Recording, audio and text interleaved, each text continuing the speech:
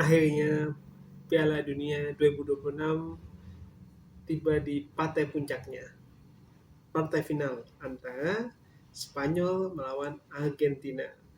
Kedua-duanya pernah menjadi juara dunia, di mana Spanyol menjadi juara dunia pada tahun 2010, sementara Argentina menjadi juara dunia pada tahun 78, 86, dan 2022. Dan pada uniknya, di tiga gelar Piala Dunia yang dimenangkan Argentina itu masing-masing dimenangkan oleh pemain generasi yang berbeda ya. Maksudnya di 78 kita mengenal Mario Kempes yang dulu juga pernah bermain di Indonesia. Tahun 86 Argentina itu dipimpin oleh Diego Maradona, sangat luar biasa. Dan tahun 2022 Argentina dipimpin oleh Lionel Messi yang oleh sebagian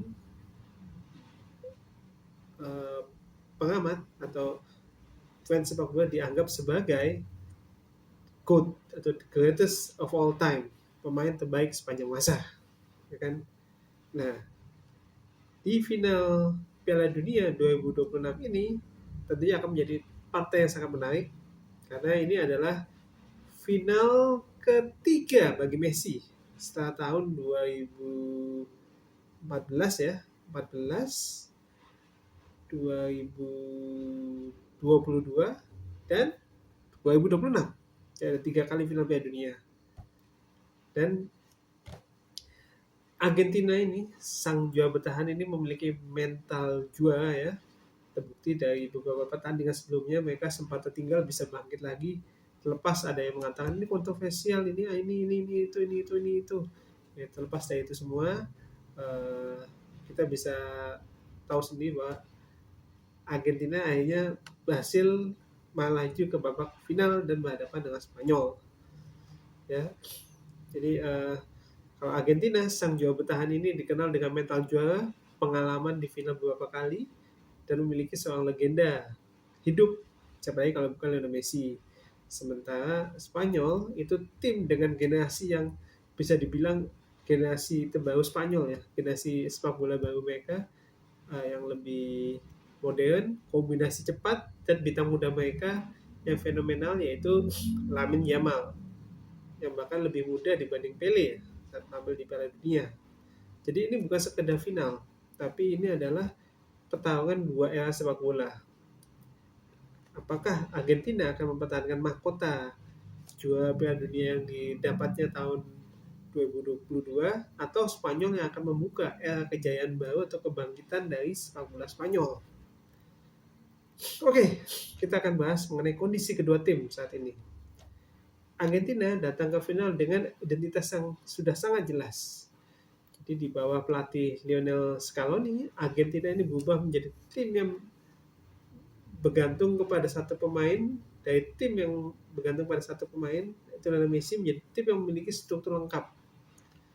Jadi mereka sekarang punya pertahanan yang kuat. Di tengah pekerja keras, sangat mematikan, dan yang paling utama adalah mental pertandingan yang besar. Jadi mereka sudah terbiasa menghadapi tekanan mental dalam sebuah pertandingan. Nah, FIFA sendiri mencatat skuad Argentina di Piala Dunia 2026 ini tetap dipimpin oleh Lionel Messi dengan kombinasi pemain-pemain pengalaman lainnya dan digabungkan dengan pemain-pemain generasi baru seperti Julian Alvarez, Lautaro Martinez, Enzo Fernandez, Alexis McAllister, dan Cristiano Romero. Nah, sementara Spanyol sendiri datang ke Piala Dunia 2026 ini dengan filosofi yang berbeda. Pelatih Luis de la Fuente membangun tim yang menggabungkan pemain juara Eropa dengan talenta muda. Seperti kita ketahui ada Rodri sebagai pengendali permainan, ada Pedri sebagai kreator, dan tentu saja Lamine Yamal sebagai simbol generasi baru sepak bola Spanyol. Nah, kita berbicara tentang analisa tentang Argentina sekarang saat ini. Kemungkinan Argentina akan memakai formasi 4-3-3 atau 4-4-2. Itu fleksibel ya. Untuk kiper, mereka akan menempatkan sebagai kalau bukan Emiliano Martinez, dia bukan hanya sekedar penjaga gawang, tapi dia ada pemimpin ya di lini belakang. Dia mampu menghadapi penalti, komunikasi yang baik dengan deretan pemain belakang Argentina, dan mental dalam pertandingan besar membuat Argentina memiliki rasa aman jika gawangnya dijaga oleh Emiliano Martinez. Kecil kemungkinan di partai final Emilio Martinez diganti, sangat kecil kemungkinan. Jika sampai diganti, wah ini berarti pelatihnya ini udah nekat ya, karena sebenarnya Emiliano Martinez adalah jaminan dari Argentina itu sendiri untuk menjaga gawangnya ya. Dan jika final berjalan ketat dan harus tentukan lewat momen kecil, Martinez sudah menjadi faktor besar. Bahkan untuk adu penalti, seandainya sampai itu terjadi, saya yakin Emilio Martinez sudah siap menghadapi kemungkinan hal tersebut. Nah, untuk bek tengah Argentina ada Cristiano Romero dan Lisandro Martinez. Ini adalah bintang Argentina, benteng Argentina ya. Jadi Cristiano Romero adalah tipe back yang agresif, di mana dia suka menekan striker lawan dan memenangkan duel secara fisik. Sementara kalau Lisandro Martinez memberikan kemampuan membaca permainan dan distribusi bola dari belakang. Namun menghadapi perlawanan tim Spanyol, tantangan mereka tentu menjadi sangat berat, ya. Karena Spanyol tidak selalu menyerang dengan striker. Kadang mereka itu atau Spanyol menyerang melalui pergerakan pemain tengah dan pemain sayap. Nah, ini mesti diwaspadai tentunya oleh Cristiano Romero maupun Lisandro Martinez ya. Karena beban dan tugas mereka cukup berat untuk menjaga kedua sektor tersebut ya. Dan back sayap, Argentina memiliki Nahuel Molina dan Nicolas Tagliafico. Ya, Molina menjadi ancaman ketika naik membantu serangan. Dia bisa memberikan lebar lapangan agar Messi lebih bebas bergerak di lini tengah. Sementara Tagliafico akan menghadapi tugas berat karena kemungkinan harus menjaga winger-winger cepat Spanyol yang bergerak di sisi pinggir Spanyol tuh. Karena Spanyol terkenal sebagai pemain cepat ya Spanyol ya. Jadi dan pasti mereka akan mengandalkan pemain sayap. Nah, sementara di lini tengah ada Rodrigo de Paul, ya kan, dia adalah mesinnya Argentina. Dia bukan hanya pemain yang selalu mencuri perhatian dengan mencetak gol, tapi dia melakukan sejumlah pekerjaan yang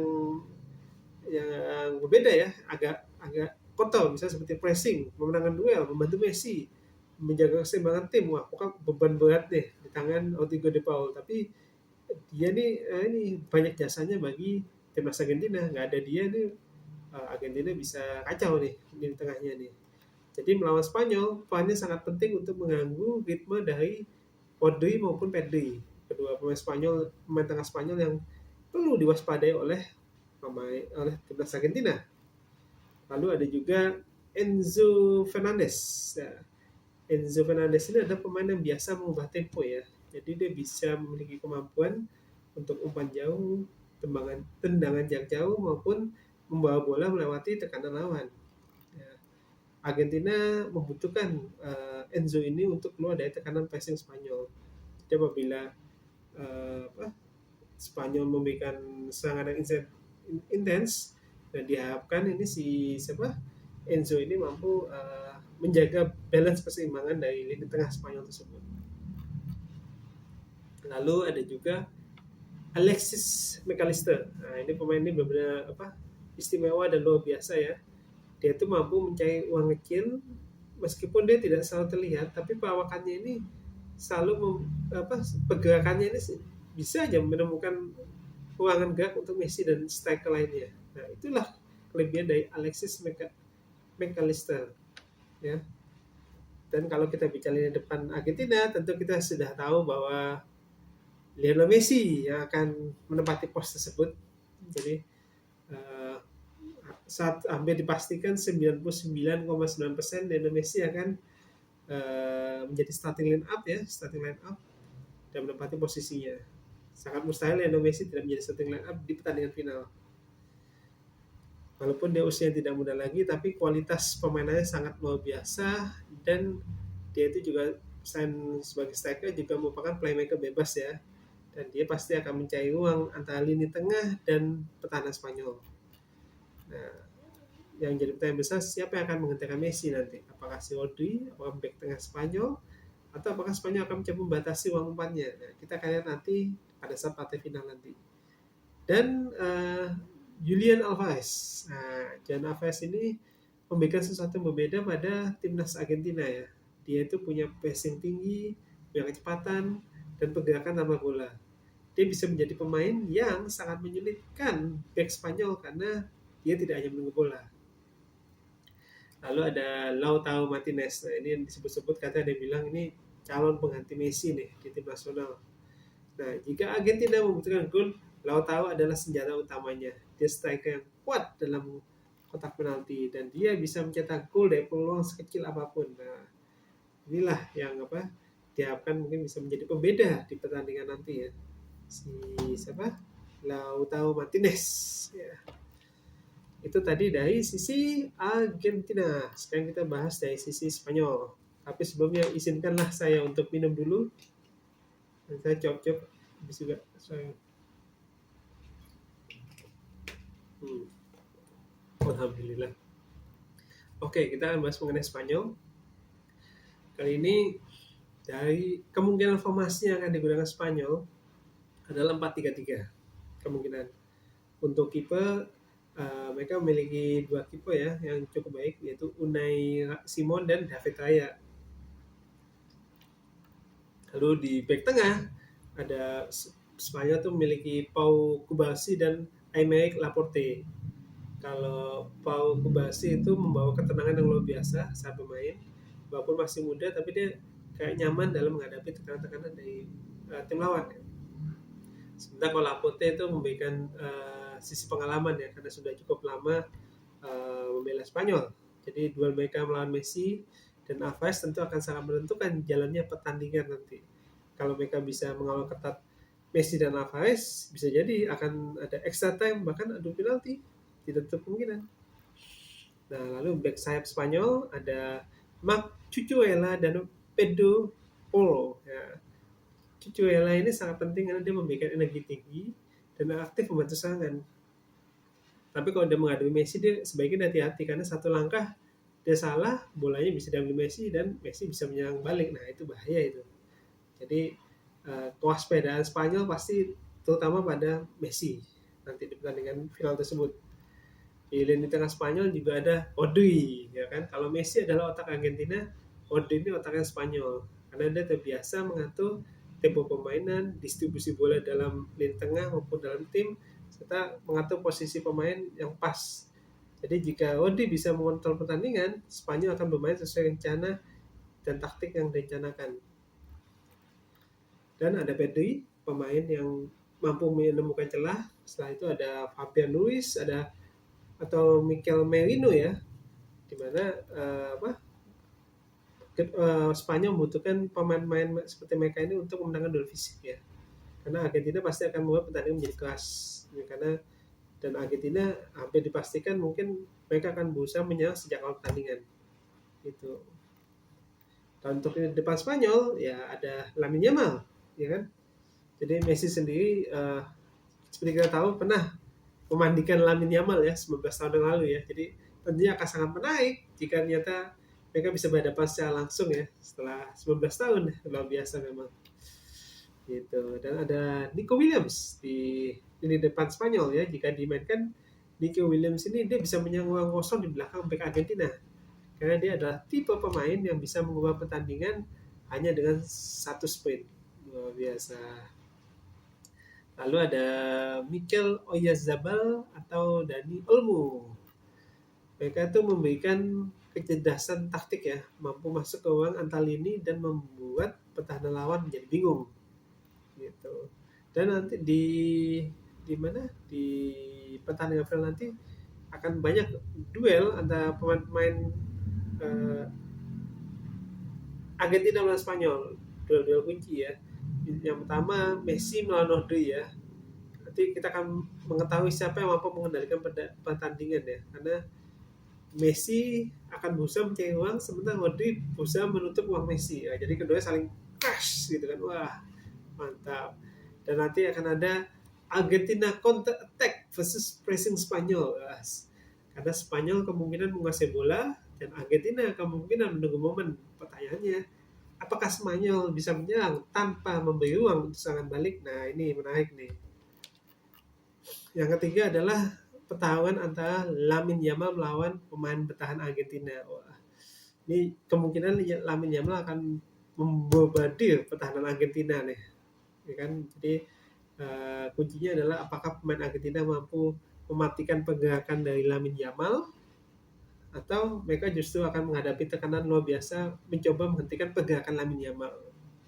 Keren pokoknya di final ini. Nah, untuk apa prediksi skor ya, kemungkinan ya ini pertandingan ini akan berlangsung sangat ketat ya dan keras. Saya memastikan pertandingan berlangsung keras karena kemungkinan akan banyak akan ada pemain yang kena kartu kuning dan ada pemain yang kena kartu kuning, bisa jadi ada yang kena kartu kuning 2 kali sehingga ia kena kartu merah di pertandingan ini karena pertandingan ini akan berlangsung sangat keras ya. Jadi untuk skor ya, kemungkinan sih yang pemenangnya hanya unggul tipis kemungkinan lah. Jadi prediksi saya tuh kayaknya ya 2-1 untuk Argentina kayaknya ya. Karena ya kayaknya ya karena ya selama ini sih memang saya bener pengen dukung tim lain tapi saya netral ya di sini ya. Cuma kayaknya sih Argentina. Ini Argentina sih. Gitu, karena mereka pasti Argentina akan berusaha sekuat mungkin sebagai juara bertahan ya. Mereka mempertahankan gelar mereka dan Messi juga akan all out ya. Bukan hanya 100%, pasti 1000% ini. Karena dia tidak mau menutup kayaknya dengan gagalan di final Piala Dunia. Gitu. Walaupun saya berharap siapapun yang menang nanti mampu menyajikan permainan terbaik, fair play, dan menghibur kita semua. Gitu. Dan ada kemungkinan pertandingan ini berlangsung hingga babak adu penalti. Ada kemungkinan. Gitu. Kalau sudah babak adu penalti, kayaknya ya untung-untungan deh. Karena itu hanya faktor luck ya. Gitu. Tapi mudah-mudahan nggak sampai babak adu penalti sih. Mudah-mudahan. Gitu. Oke. Jadi menurut kalian siapa yang kira-kira bakal menang di partai final Piala Dunia 2026? Apakah Argentina atau apakah Spanyol? Silahkan tulis prediksi kalian di kolom komentar ini. Kita bertemu di video berikutnya. Mungkin di video berikutnya kita akan membahas mengenai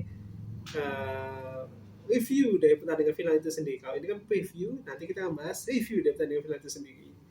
Terima kasih sudah menyaksikan video ini. Sehat-sehat selalu, sukses sehat selalu untuk teman-teman, dan sampai jumpa lagi. Assalamualaikum warahmatullahi wabarakatuh.